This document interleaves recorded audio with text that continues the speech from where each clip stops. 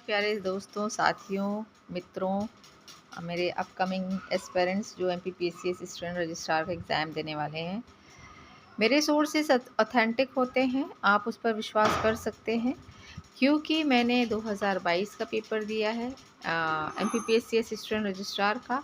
Apart from this exam 2021 का pre दिया था, ये है 2019 का दिया था, 2020 का दिया था। तो अनुभव के साथ पढ़ा रही हूँ, ऐसा नहीं है कि बस चालू हो गए सब्सक्रिप्शन के लिए या उसके लिए। तो बस आपको क्या करना है, बस विश्वास के साथ वीडियोस को देखना है। ऑथेंटिक सोर्स है, टू बी वेरी ऑनेस्ट, क्योंकि मुझे एग्ज़ाम देना नहीं है, क्योंकि मैंने उस टाइम पे मुझे सोर्स अवेलेबल नहीं थे, बहुत सारी चीज़ें थी, मुश्किलें थी। बट अब मैं ये पेपर नहीं दूँगी क्योंकि मैं पंजाब में हूँ, जैसा कि मैंने आपको बताया। बट फिर भी पंजाब में फ्री बैठने से अच्छा है, मैंने सोचा ऐसे वीडियोस बनाए जाएं अपने पुराने नोट्स का उपयोग करते हुए। समय काटने के लिए कुछ ना कुछ तो करना ज़रूरी है। तो ज़्यादा समय ना गवाते हुए पहले तो आपसे हम्बल रिक्वेस्ट है कि जो फर्स्ट टाइम मेरे चैनल को देख रहे हैं वो सब्सक्रिप्शन ज़रूर लें। और विश्वास है मुझे कि मेरे जो टेस्ट सीरीज़ हैं उससे कुछ ना कुछ बेनिफिट आपको ज़रूर होगा। तो स्टार्ट करते हैं कि विश्वविद्यालय अधिनियम 1973 के अंतर्गत विश्वविद्यालय में विश्वविद्यालय के संवैधानिक प्रमुख कौन होते हैं? कुलाधिपति, कुलपति, कुल सचिव या कुलाधि सचिव? तो इसका आंसर होगा कुलाधिपति, जो होते हैं कि राज्यपाल एक संवैधानिक पद है। तो आपको कीवर्ड्स पकड़ने हैं, ठीक है, पेपर में। तो संवैधानिक प्रमुख कौन होगा? कुलाधिपति।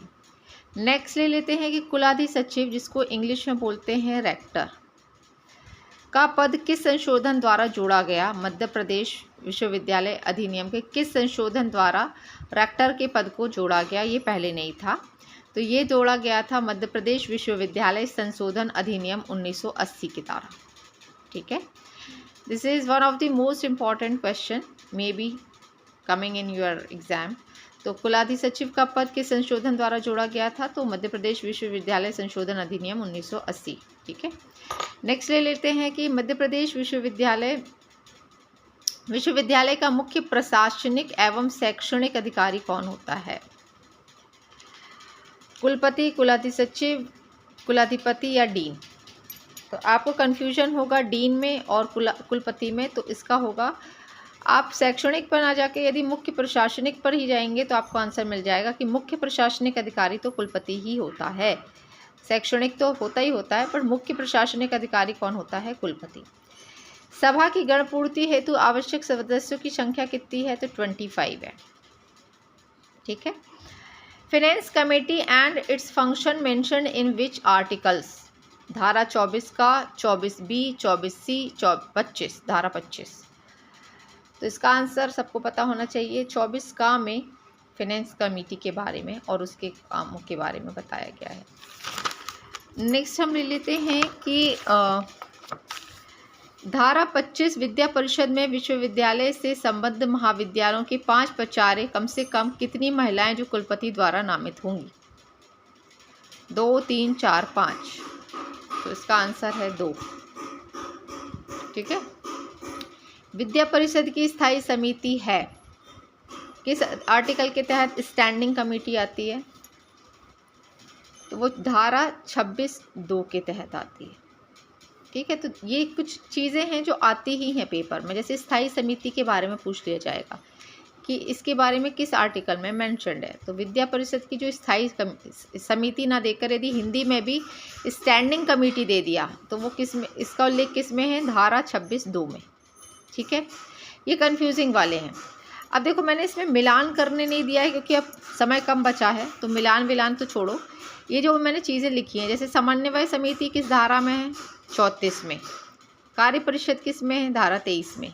विद्या परिषद 25 में। सभा 26 में। 26(2) में क्या है? स्थायी समिति है। सभा एक बार चेक कर लेना, धारा 20 है या 26 है? 20 है, जब पता नहीं, मुझे कन्फ्यूजन हो रहा है इसमें, है ना।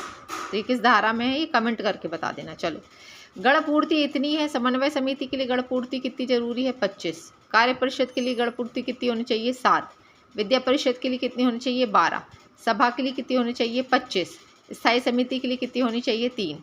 इनमें से एक क्वेश्चन पक्का है,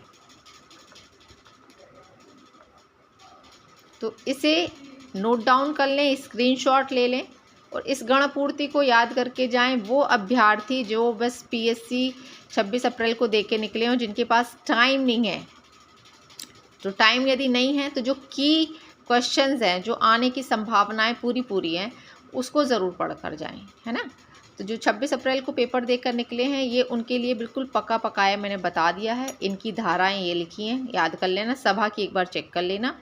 गणपूर्ति मैंने बता दी है समन्वय समिति के लिए कितनी है, तो समन्वय और स्थायी समिति दोनों के लिए, समन्वय समिति और सभा के लिए दोनों के लिए कितनी है, 25। इस टेबल को ज़रूर याद करके जाएं। पेपर में आने की 99.9 संभावना है, ठीक है। विश्वास करें, इससे पेपर में ज़रूर पूछा जाएगा, तो इसको करके जाएं। नेक्स्ट क्वेश्चन ले लेते हैं हम। अब हम संकाय के बारे में पढ़ेंगे, फैकल्टीज़। तो डीन की नियुक्ति कुलाधिपति द्वारा कुलपति की सिफारिश पर की जाती है। इसका कार्यकाल 2 वर्ष का होता है। क्वेश्चन कैसे आएगा कि एक विश्वविद्यालय में किसी संकाय के अध्यक्ष के कार्य संबंधित हैं, तो ये केवल शिक्षण एवं शोध के मानकों को निर्धारित करता है, ठीक है। ये पेपर में आया था, क्योंकि ये क्वेश्चन 2022 वाले पेपर में। तो ये था आज का ओवरऑल कंटेंट। और मेरा ये नहीं है कि मुझे घंटों वाले वीडियोस बनाने हैं। ऑथेंटिक क्वेश्चंस जो आने की संभावनाएं हैं, बस मुझे वही देना है, क्योंकि समय कम है आपके पास, है ना। तो यदि क्वेश्चन आपको अच्छे लगे हो तो कमेंट करके ज़रूर बताइएगा, और लाइक और कमेंट ज़रूर करें, और बताना ज़रूर कमेंट करके कि आप लोगों के लिए ये फ्रूटफुल हैं या नहीं है, ठीक है। तो आज के लिए इतना ही दोस्तों, थैंक यू।